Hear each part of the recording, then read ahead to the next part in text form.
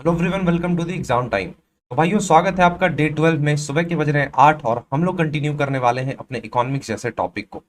हमारा टॉपिक आज का होने वाला है प्रोडक्शन फंक्शन। इसे हम पढ़ने वाले हैं। सो यार, मैं उन सारे स्टूडेंट को दिल से धन्यवाद बोलना चाहूँगा जो डे 12 तक कमिटेड है। हो सकता है 25 डेज आते आते इनमें से भी बहुत सारे बच्चे ना रहे। सबसे पहले मैं बताना चाहूंगा, मुझे तो सच में फिलहाल बहुत गुस्सा आ रहा है उन सारे स्टूडेंट पे जिन्होंने स्टार्टिंग में कमिटमेंट लिया था और फिलहाल दिख नहीं रहे हैं। यार तुम ये सोच कर देखो, यहाँ पे नुकसान किसका है। मेरा तो मन होता है कभी कभी मैं सारी वीडियोस अपलोड करना ही बंद कर दूं, रिकॉर्डिंग करना ही बंद कर दूं। लेकिन मैं तुम्हारी तरह नहीं हूं, मैं अपने 25 डे सीरीज के लिए कमिटेड हूं। मैं तो डालूंगा भाई। जिन्हें आना है आओ, जिन्हें नहीं आना है बिल्कुल जाओ। इसमें मेरा नुकसान कुछ भी नहीं है। तो जो स्टूडेंट फिलहाल देख रहे हैं वो बुरा मत मानिएगा, वो आपके लिए मैंने वो वर्ड नहीं यूज किया।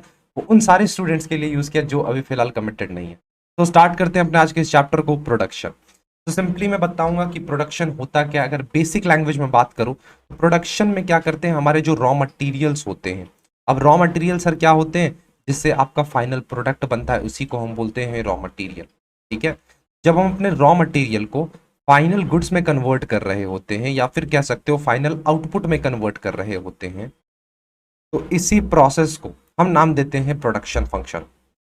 So production is an economic activity which is directed towards the satisfaction of wants by people by converting physical input into physical output. हम यहाँ पे फिजिकल इनपुट किसे डिनोट कर रहे हैं, रॉ मटेरियल को।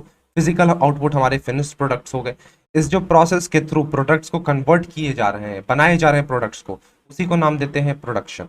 अब हम इसके थ्रू कंज्यूमर के नीड्स और वांट्स को सेटिस्फाई करते हैं। तो ये हमारा बेसिक मीनिंग है किसका, प्रोडक्शन फंक्शन का।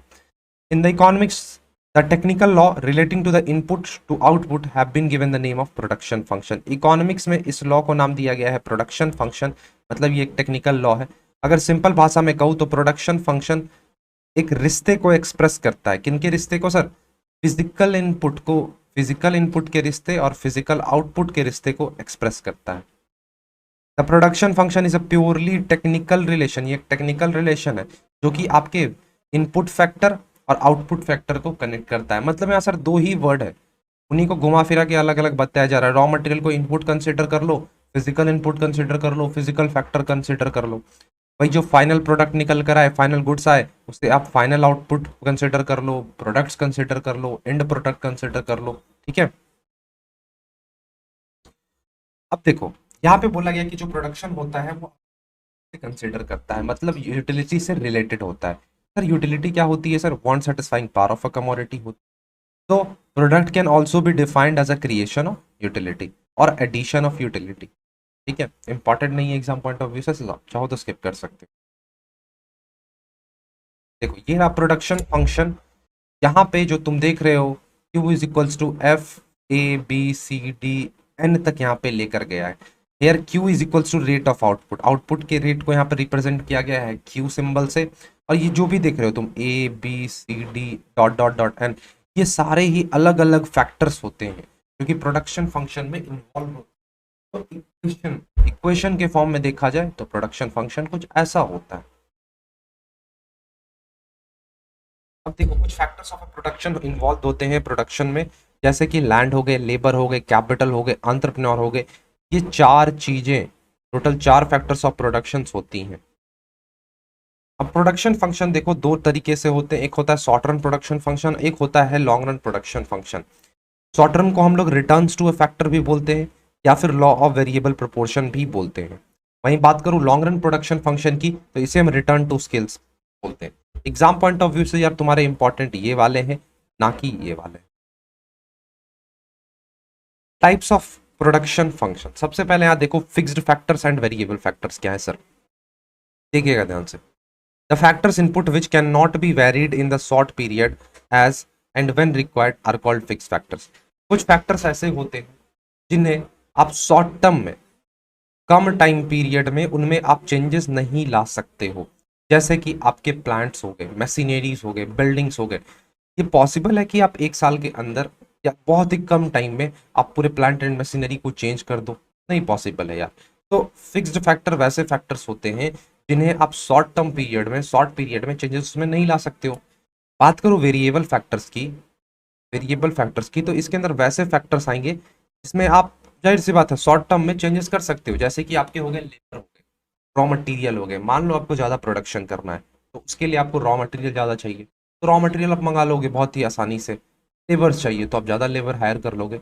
लेकिन अगर आप कोशिश करोगे कि दो चार बिल्डिंग और खड़ा कर देते हैं शॉर्ट पीरियड में, तो वो चीज़ें पॉसिबल नहीं हो पाती हैं। तो इन दोनों को आप कंसिडर करना कि फिक्स्ड फैक्टर क्या है और वेरिएबल फैक्टर क्या है। ठीक है। एक इंपॉर्टेंट पॉइंट यहाँ पे बताया गया, the distinction between fix factor and variable factors appear only in short period. ये दिक्कतें बस शॉर्ट पीरियड में आती है कि फिक्स्ड फैक्टर क्या है, वेरिएबल फैक्टर क्या है। बात करूं अगर लॉन्ग ड्यूरेशन की, तो जितने भी फैक्टर्स ऑफ प्रोडक्शन होते हैं वो सारे ही वेरिएबल बन जाते हैं। तुम सोच कर देखो, जो यहाँ पे फिक्स्ड फैक्टर है, क्या लंबे अरसे में तुम इनमें चेंजेस ला सकते हो? बिल्कुल सर, चेंजेस ला सकते हैं। तो हम कंसिडर कर सकते हैं कि ये हमारे वेरिएबल फैक्टर्स हो गए। क्या क्लियर है? अब देखो यहाँ पे शॉर्ट पीरियड और लॉन्ग पीरियड को बताया गया, तो मालूम होगा शॉर्ट पीरियड क्या है और लॉन्ग पीरियड क्या है। अब स्टार्ट करते हैं टोटल प्रोडक्ट से। तो total quantity of goods produced by a firm during a given period of time with the given number of input. ठीक है, टोटल प्रोडक्ट तुम्हें मालूम होगा, जो टोटल गुड्स तुम प्रोड्यूस कर पा रहे हो, एक फर्म प्रोड्यूस कर रही है विद द गिवन इनपुट्स, या जो भी तुम्हारे पास टाइम फ्रेम है, जो भी तुम्हारे पास टाइम है, उस टाइम में तुम अपने इनपुट से जो भी टोटल प्रोडक्शन कर पा रहे हो वही होता है टोटल प्रोडक्ट। डिनोट करते हैं सिग्मा एमपी से, या फिर एपी इंटू एन करके भी तुम टोटल प्रोडक्ट कैलकुलेट कर सकते हो। समझाने जैसा कुछ है नहीं। एवरेज प्रोडक्ट भी तुम जानते हो, यहाँ पे हम सर एवरेज निकाल रहे होते हैं टोटल प्रोडक्ट का, जैसे AP is equals to TP upon man. It is also known as the addition. ये रहा हमारा sir marginal utility, sorry marginal product. Marginal product, marginal का मतलब तुम्हें मैंने स्टार्टिंग में ही समझाया था कि जहां भी मार्जिनल है समझ लो एडिशन। जो तुम एडिशनल यूनिट प्रोड्यूस कर रहे हो, ठीक है, एडिशनल यूनिट ऑफ आउटपुट तुम निकाल रहे हो, तुम उसे नाम दोगे मार्जिनल प्रोडक्ट। इसका फॉर्मूला होता है टीपीएन माइनस टीपीएन माइनस 1। आज मेरा आवाज तुम्हें या तो भारी लग रहा होगा या बैठा बैठा लग रहा होगा, तो यार खांसी की वजह से, सर्दी जुकाम की वजह से ये ऐसा दिक्कत, तो बेयर कर लेना। अब यहाँ पे हमें समझना है relationship between TP and MP. Exam point of view से इंपॉर्टेंट है, क्वेश्चंस बनते हैं यार। तीन स्टेजेस यहाँ पे दर्शाए गए हैं। पहला स्टेजेस ऑफ इंक्रीजिंग रिटर्न, दूसरा स्टेजेस ऑफ डिमिनिशिंग रिटर्न, और तीसरा स्टेजेस ऑफ नेगेटिव रिटर्न। ये तीन स्टेजेस होती हैं यार, ठीक है। तीन स्टेजेस में पूरे टीपी और एमपी के रिलेशनशिप को अलग मतलब बाइफरकेट किया गया है। स्टार्टिंग स्टेज में देखो, ये जो पर्पल कलर से तुम देख रहे हो ये है हमारा एमपी कर्व, और येलो इस वाला जो है वो है टीपी कर्व। तो स्टार्टिंग स्टेज में तुम देखोगे टीपी, जब कौन सा stage sir? Increasing return. Increasing return वाले स्टेज में टीपी भी बढ़ रहा है, साथ ही साथ एमपी भी बढ़ रहे हैं, ठीक है। एक स्टेज पे जाके जो हमारा टीपी है वो गिरना स्टार्ट हो जाता है, सॉरी एमपी जो है वो गिरना स्टार्ट हो जाता है। ये है हमारा एमपी। कौन से स्टेज में आएगा सर? डिमिनिशिंग रिटर्न में आएगा। लेकिन उस स्टेज में भी ये जो टीपी है वो बढ़ रहा होता है, लेकिन इसका जो रेट होता है वो डिक्रीजिंग रेट होता है। तुम देखो यहाँ से, तुम देखो यहाँ से कितने फास्टली वो ऊपर की तरफ जा रहा था, लेकिन इस स्टेज में वो धीरे धीरे बढ़ना स्टार्ट हुआ। एक तरह से तुम कह सकते हो कि कांस्टेंट होना स्टार्ट हो गया। एक पॉइंट पे जाके वो कांस्टेंट हो जाता है।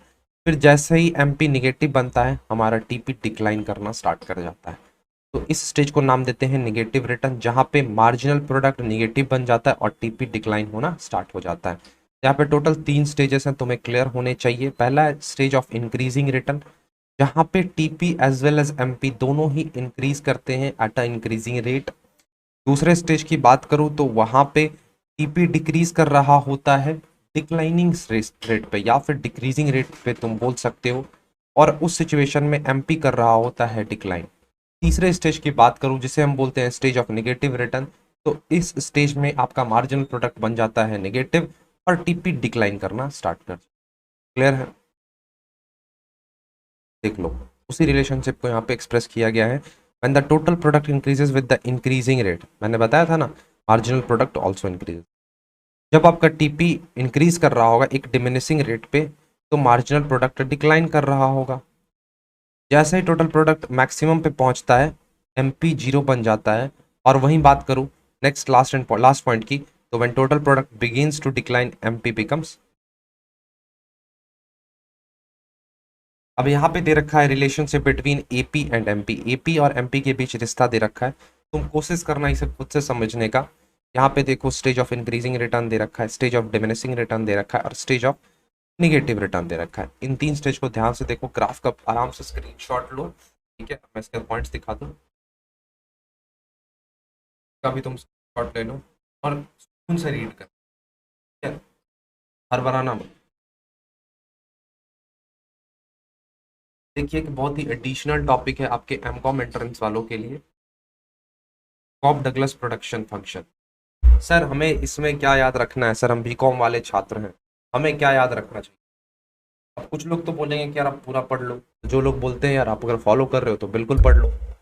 मैं तुम्हें सजेस्ट करूंगा यहाँ पे तुम बस इंट्रोडक्शन इसका याद रखो, जैसे कि ये क्या एक फेमस स्टैटिस्टिकल प्रोडक्शन फंक्शन है, बॉब डगलस प्रोडक्शन फंक्शन, किनके द्वारा दिया गया था? Paul H Douglas and C W. Cobb जो कि यूनाइटेड स्टेट्स के थे, उन्होंने प्रोडक्शन फंक्शन को पढ़ा कहाँ से सर? अमेरिकन मैन्युफैक्चरिंग इंडस्ट्री से। और इसके इक्वेशन को तुम याद रख सकते हो, तो बातें फर्स्ट स्लाइड में लिखी।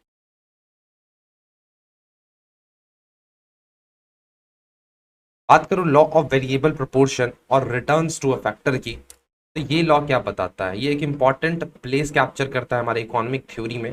This law exhibits in the short-run production in which one factor is variable and other factors of. Law of variable proportion या रिटर्न्स टू फैक्टर क्या बोलता है? इसमें एक फैक्टर वेरिएबल होगा और बाकी के जो अदर फैक्टर्स होंगे वो सारे ही फैक्टर्स फिक्स्ड होंगे। याद रहेगा, the extra output obtained by an applying extra unit of a variable factor can be greater than, equal to or less than the output obtained by its previous unit. ये बोला गया है जो आप extra output निकालोगे एक extra unit apply करके, sir extra unit आप ऑब्टेन करोगे by applying an extra unit of a variable factor, वो क्या होगा? वो ग्रेटर होगा, इक्वल भी हो सकता है या फिर लेस भी हो सकता है as compare to the previous output.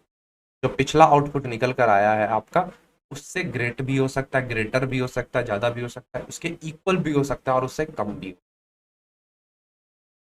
Thus, it refers to the effect of changing factor ratio on the output. In short, the law exhibits the relationship between the units of a variable factor, keeping all other factors constant. The amount of output in short run as returns to a variable factor. अब law variable proportion को returns to factor के नाम से भी जानते हैं, returns to a variable factor के नाम से भी जानते हैं। ये लॉ सिंपली ये बोलता है, the law state that with the increase in the variable factor keeping other factors constant, total product increases eight increasing rate, increases eight diminishing rate and finally starts declining. याद करो जो पहला chart हमने देखा TP और MP के रिश्ते के बारे में, उसी की चर्चा की गई है। ये लॉ हमें बताता है कि जो हमारे वेरिएबल फैक्टर्स है अगर उसमें हम इंक्रीज लाते हैं और अदर फैक्टर्स कांस्टेंट रहते हैं, जो हमारा टीपी का वो पहली बार इंक्रीज करेगा एट अ इंक्रीजिंग रेट, दूसरी बार इंक्रीज करेगा एट अ डिक्रीजिंग रेट और तीसरी बार वो डिक्लाइन करना स्टार्ट हो जाएगा। तो ये सिंपल फंडा है लॉ ऑफ वेरिएबल प्रोपोर्शन। देखो और भी कुछ बातें यहाँ पे की गई हैं, एक पर कंसिडर कर लो, देख लो। ये वही टीपी और एमपी वाला रिश्ता याद है, को यहाँ पे दर्शाया गया। अब उसी 3 स्टेज को दोबारा से यहाँ पे लिया गया है, तो चाहो तो तुम एक्स्ट्रा क्लैरिफिकेशन के लिए इसे पढ़ सकते हो।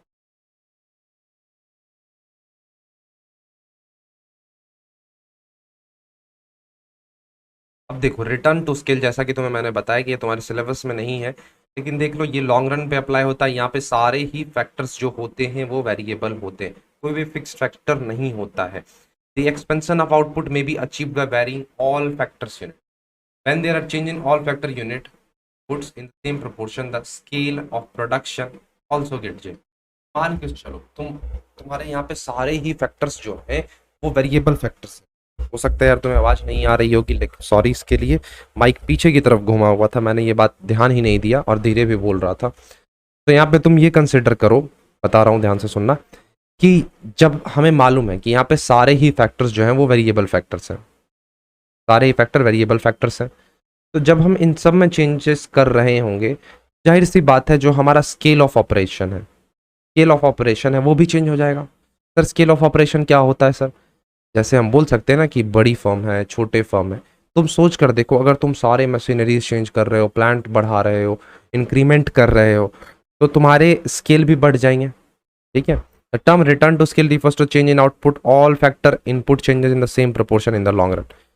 The law expressing the relationship between the varying scale of a production and quantities of output. The increase in output may be more than equal or less to the proportional to the increase in the factors input. Simply यहाँ पे ये बोला गया कि सारे factors variable होते हैं जिनमें चेंजेस लाने की वजह से हमारे स्केल में भी चेंजेस आते हैं। Accordingly return to scales are also 3 types. याद है इससे पहले वाले फैक्टर रिटर्न टू फैक्टर में क्या था, 3 टाइप वो भी होते थे, इंक्रीजिंग रिटर्न, कांस्टेंट रिटर्न और डिमिनिशिंग रिटर्न। उसमें कांस्टेंट नहीं था, एक डिमिनिशिंग था और एक नेगेटिव था। अब एक चीज याद रखो, उसे हमने नाम दिया रिटर्न टू फैक्टर और हम इसे नाम दे रहे हैं रिटर्न टू स्केल।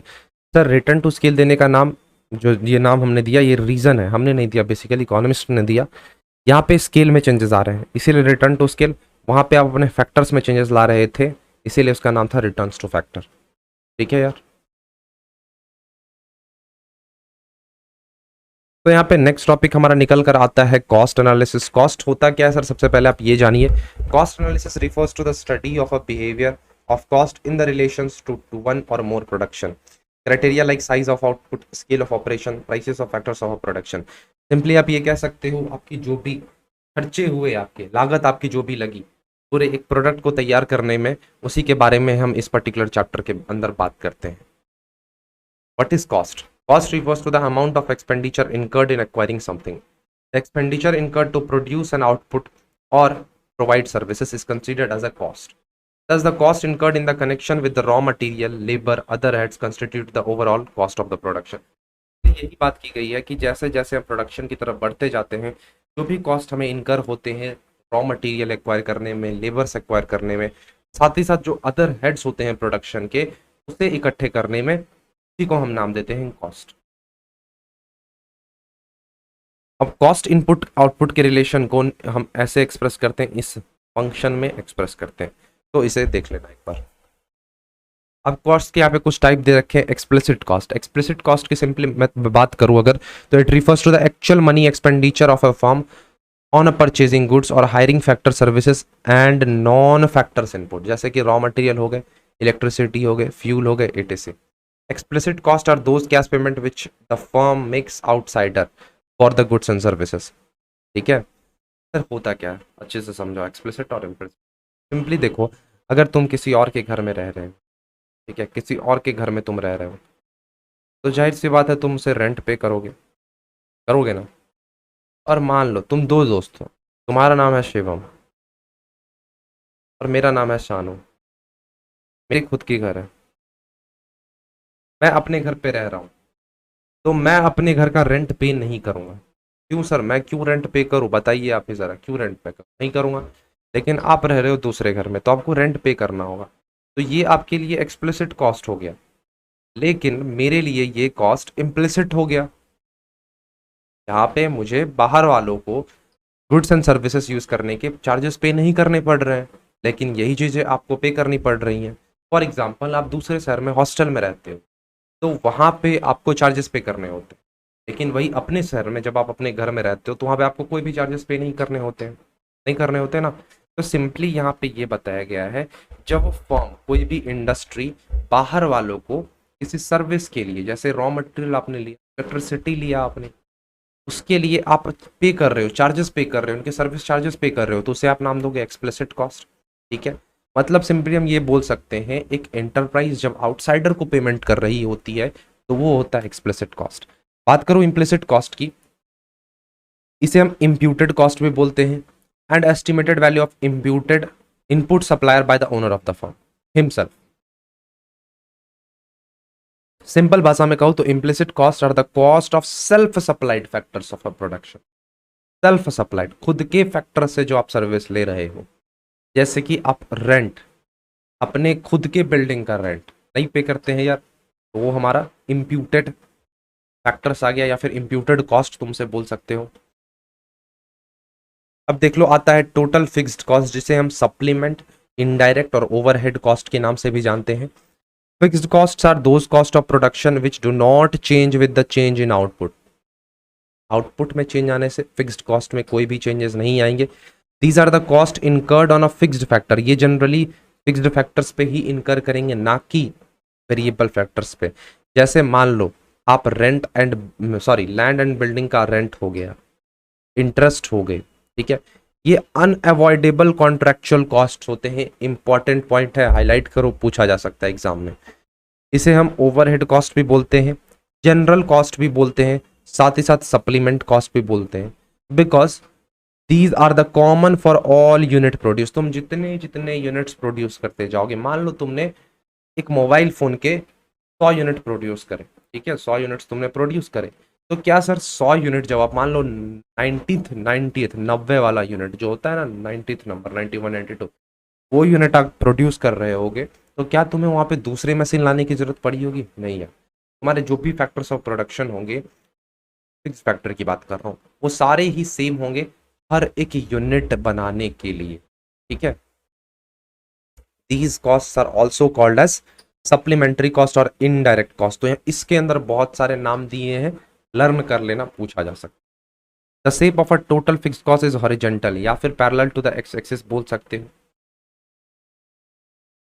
देख लो, ये रहा टोटल फिक्स्ड कॉस्ट का चार्ट यहां दे रखा, और ये ग्राफ, इसे एक बार देख लेना तुम।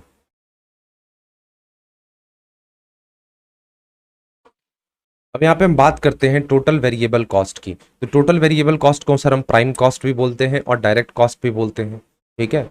The cost incurred on the variable factors, जो आपके वेरिएबल फैक्टर्स होते हैं, जैसे कि लैंड हो गए, लैंड कंसिडर नहीं करूंगा, लेबर कंसिडर करूंगा, रॉ मटेरियल कंसिडर करूंगा, ये आपके वेरिएबल फैक्टर्स होते हैं, ठीक है। जो भी कॉस्ट आपको आपके वेरिएबल कॉस्ट पे इनकर होती है, उसे नाम देते हैं हम टोटल वेरिएबल कॉस्ट। इसका फॉर्मूला क्या है sir? TC minus TFC.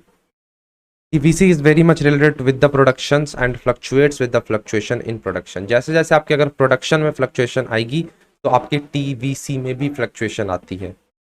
In case of a zero level of production, जब आपका कुछ नील प्रोडक्शन होगा, जीरो लेवल ऑफ प्रोडक्शन पे होगे, तो उस सिचुएशन में जो टोटल वेरिएबल कॉस्ट होगा वो भी जीरो होगा। अब यहाँ पे एक इंपॉर्टेंट पॉइंट निकल कर आता है, जो दो शेप होता है टोटल वेरिएबल कॉस्ट का, वो इनवर्स एस शेप होता है, इंपॉर्टेंट है। और ये शेप किसकी वजह से हो पाता है? लॉ ऑफ वेरिएबल प्रोपोर्शन की वजह से हो पाता है, ठीक है। ये तो ये देखो, ये रहा शेप एस शेप, ये हो गया एस शेप। ये किसका है? टीपी का है। टीवीसी का कैसा है? इनवर्स एस शेप है, उल्टा एस, ठीक है।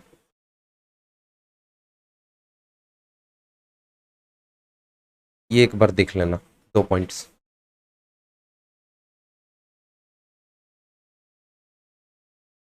अब यहाँ पे बात किया गया है टोटल कॉस्ट की। अभी हमने ऊपर देखा टोटल फिक्स्ड कॉस्ट और टोटल वेरिएबल कॉस्ट। अब बात करूँ टोटल कॉस्ट की, तो during production the expenditure incurred on the various factors of a production is known as total cost. The thing it has to remember is that enterprise is one of the factors of production and return of enterprise in a normal profit. So total cost को हम represent कर सकते हैं total fixed cost plus total variable cost, दोनों cost के summation को नाम दिया जाता है टोटल कॉस्ट। ये कैसा होता है? इनवर्स एस शेप होता है। देख लो, ये रहा ग्राफ, ये ग्राफ पूछा जा सकता है, तो इसे एक बार देख लेना। DFC कैसा होता है? Parallel to the X axis होता है, ठीक है। तो ऊपर वाले भी ग्राफ्स एक बार तुम वीडियो रिवाइंड करके देख लेना।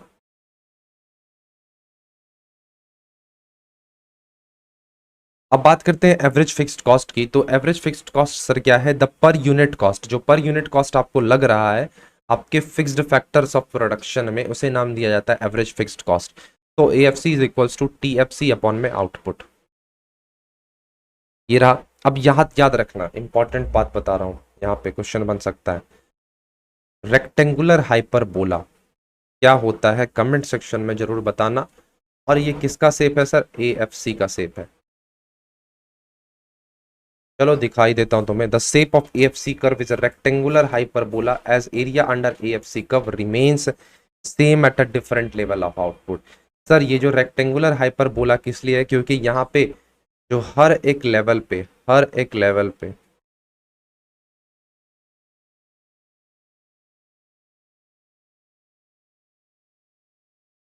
जो आपका टोटल फिक्स्ड कॉस्ट है वो सेम रहेगा। उसी वजह से हम AFC कर्व को रेक्टेंगुलर हाइपरबोला बोलते हैं। एग्जाम्स में क्वेश्चन पूछे जाते हैं, तो वहां पे फंसना मत। बात करूं एवरेज वेरिएबल कॉस्ट की, तो आपके वेरिएबल कॉस्ट पे पर यूनिट जितने खर्चे आ रहे हैं उसे नाम दिया जाता है एवरेज वेरिएबल कॉस्ट। इसका फॉर्मूला होता है TVC अपॉन में क्वांटिटी। एवरेज वेरिएबल कॉस्ट का शेप कैसा होता है सर? यू शेप होता है। हाईलाइट कीजिएगा इसे। किसकी वजह से? लॉ ऑफ वेरिएबल प्रोपोर्शन की वजह से। ये देख लो, ऐसा कुछ ग्राफ होता है। U shape, S shape, inverse S shape, ये सारे जो तुम शेप्स देखते हो, ये किसकी वजह से हो पाता है? लॉ ऑफ वेरिएबल प्रोपोर्शन की वजह से। Law of variable proportion, law of variable proportion. ठीक है, क्लियर है? अब आता है average total cost. The per unit cost incurred on the various factors. जहां पे वेरियस आ जाए समझ लो वो तो टोटल कॉस्ट आ गया, और उसी का तुम एवरेज पर यूनिट निकाल दो तो हो जाएगा वो एवरेज टोटल कॉस्ट।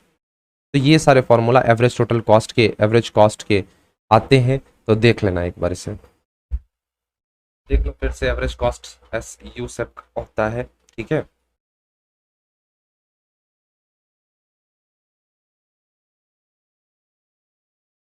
अब देखो तुम्हारे कॉस्ट चैप्टर के अंदर बहुत सारे रिलेशनशिप्स दे रखे हैं। ठीक है, इधर गया relationship between cost and curve. जितने भी कर्व्स हैं, कॉस्ट है, उनके बीच का रिश्ता। तो यहाँ पे सबसे पहला आता है एवरेज कॉस्ट और मार्जिनल कॉस्ट के बीच का रिश्ता। कैसा रिश्ता है सर? यहाँ पे एक शेड्यूल दे रखा है, ये ग्राफ देखो, ये ग्राफ। या सर पूछा जाएगा? सर बहुत कम चांसेस में पूछा जाएगा। तो कोशिश करना तुम सबसे पहले इस शेड्यूल को समझने का। यहाँ पे मैं बता दे रहा हूँ।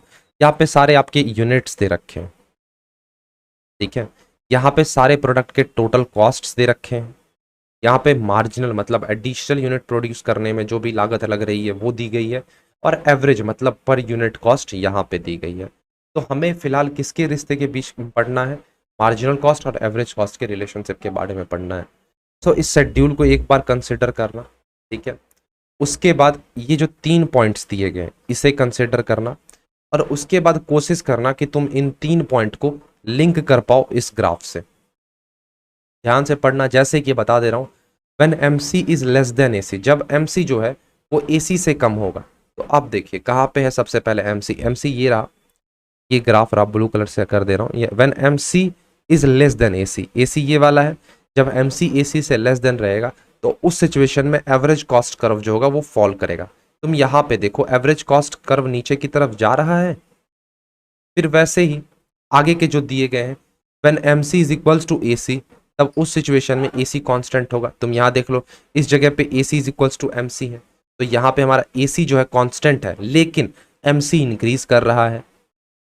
और तीसरा, when MC is more than AC, erase कर दे रहा हूं,